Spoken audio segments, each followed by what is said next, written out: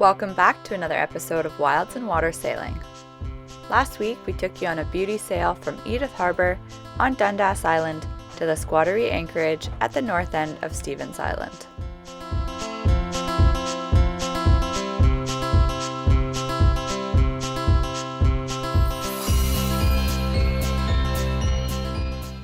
So let's pick up where we left off.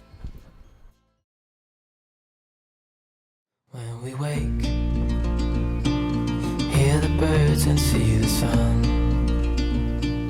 Side by side our fears are done. Oh, the good times just begun. After only a day or two, it really felt like the birds and wildlife were accepting us as a fixed feature in their usual surroundings. At mid-tide, common loons, in their fresh new and fancy spring breeding molts, would paddle nearby, scanning the depths below for their prey.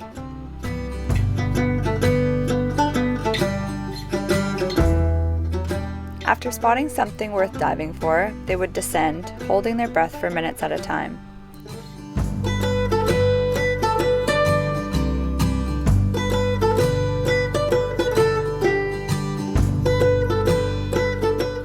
When they emerged, they would struggle with their slippery catch, before finally slurping it down.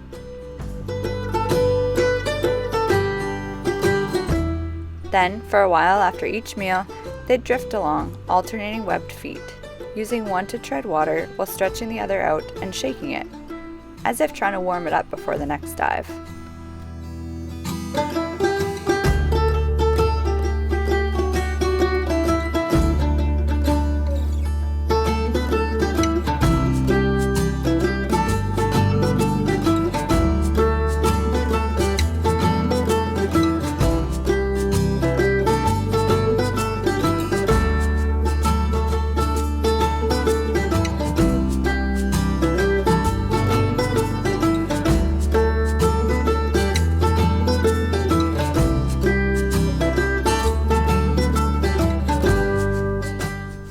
Otters also frequented the bay around the boat, using similar tactics as the loons had been, first peering under the water before taking the plunge.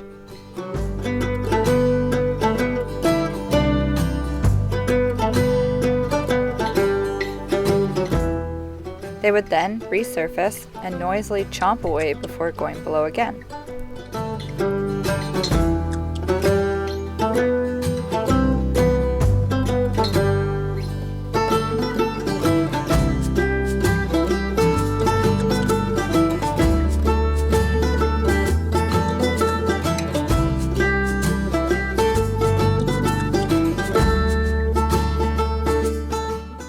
I didn't see one unsuccessful attempt the entire time I watched these otters hunt, and I couldn't help but be impressed by their foolproof harvesting skills.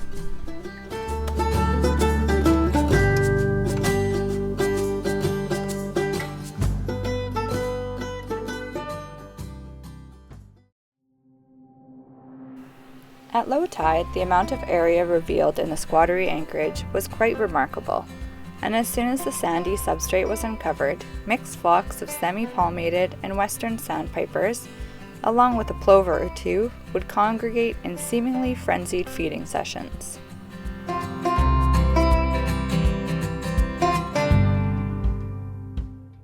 The name sandpiper really says it well, as the bills of these shorebirds are specialized for piping, prodding, and poking the sand to reach their small prey hidden below. Both the sandpipers and the plovers feed on small aquatic insects, crustaceans, and worms, foraging mainly by sight.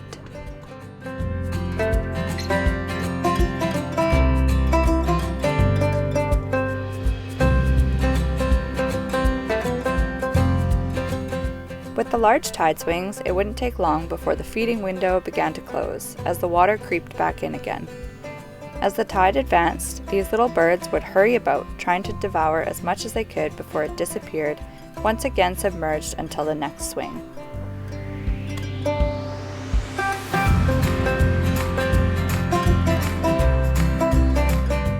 With another southerly gale on its way, we also took advantage of the low tide and last bit of decent weather with a nice small fire on the beach.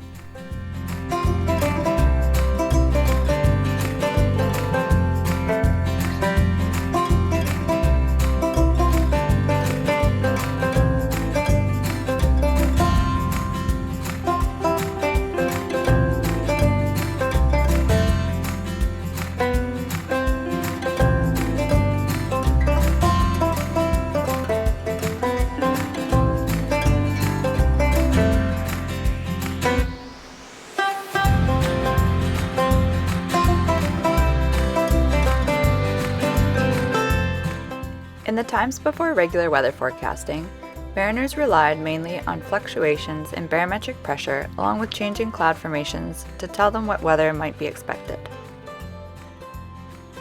Nowadays, even though we rely heavily on weather prediction technologies, it's still really important to utilize these tools, and looking skyward is a great indicator of conditions we might face over the coming hours.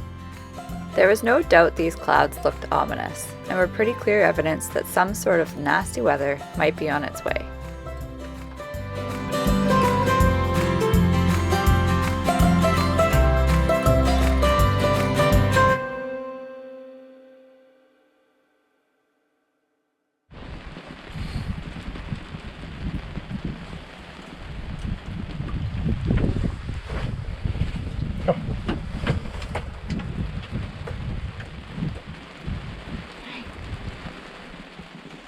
High five?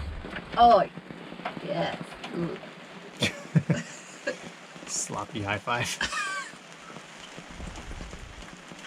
Okay, one more. High five.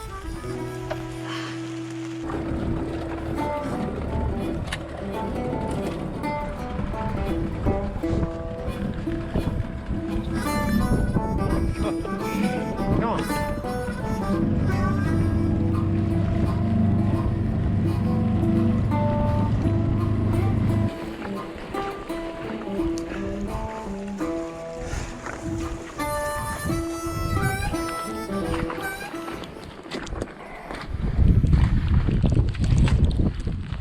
Tide comes up really fast up here.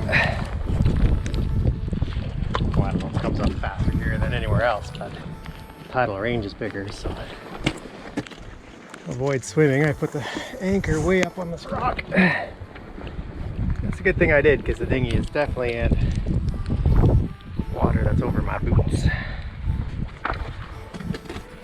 What do you think, Muoi? Perfect. That's hurt. Up there, come on, let's go. Come on. Yeah, good job.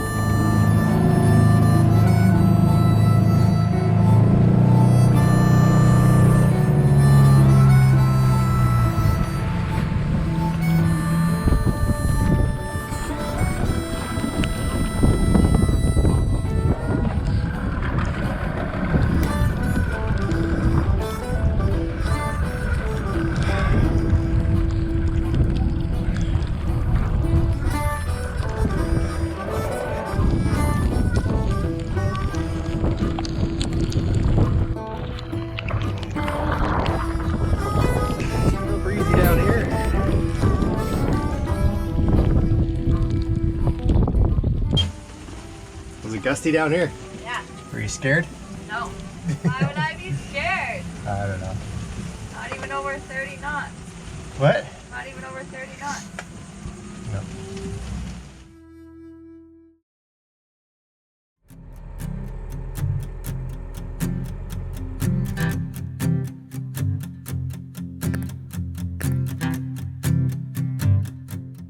Once the system had passed, we decided it was time to get a move on. We needed to do a quick reprovision at Prince Rupert before heading back to Portrait Island, where we hoped to do some diving before pushing off further south.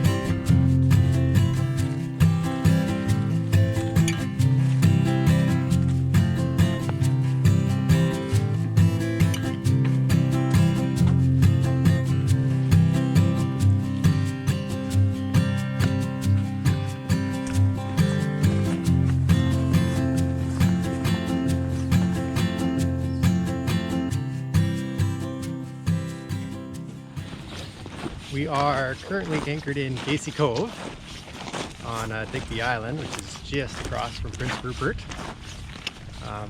It's right across from the container shipyard, which is kind of a drawback, but It is probably the best anchorage in Prince Rupert if there is any southerly weather. Wind just kind of blows right by. And there's actually things to do here. A bunch of walking trails, as we just found out. Yeah, nice little boardwalk through the forest, and it seems like there are a number of trails that kind of lead off of the one main trail, so we're going to do a little bit more exploring after this too. Yeah, the first night we were here it was blowing a gale and raining, so we didn't leave the boat. And we went into town, so we didn't do much exploring, but the weather's nice now, so I think we'll check it out a little bit more.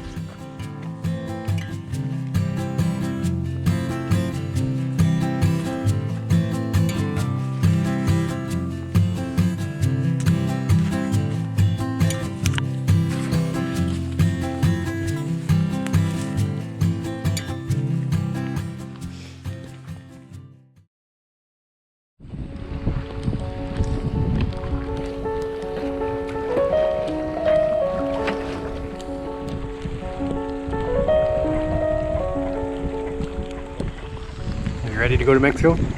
Oh shit, yeah. Oh shit, yeah. I mean, yes. Yes, I am. Very much so. I was made for warmer weather.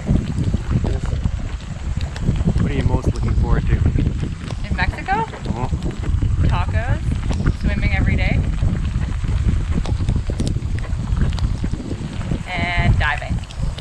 And diving? Yeah. Or surfing, but diving, I think. I'm gonna say the churro stand in Ensenada, cheap tacos, and swimming off the boat. Yeah. Yeah, missed that.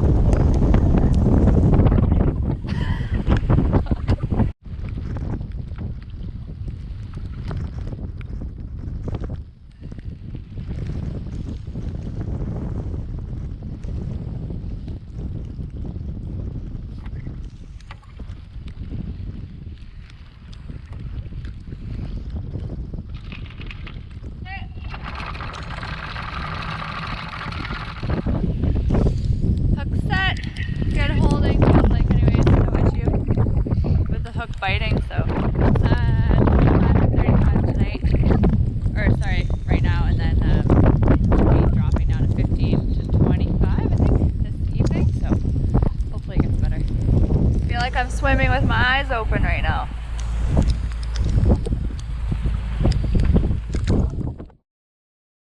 Join us next time on Wilds and Water Sailing as we explore the very cold waters below Akolet's Hull while awaiting the arrival of our very dear friends Paul and Carolyn on Shibato.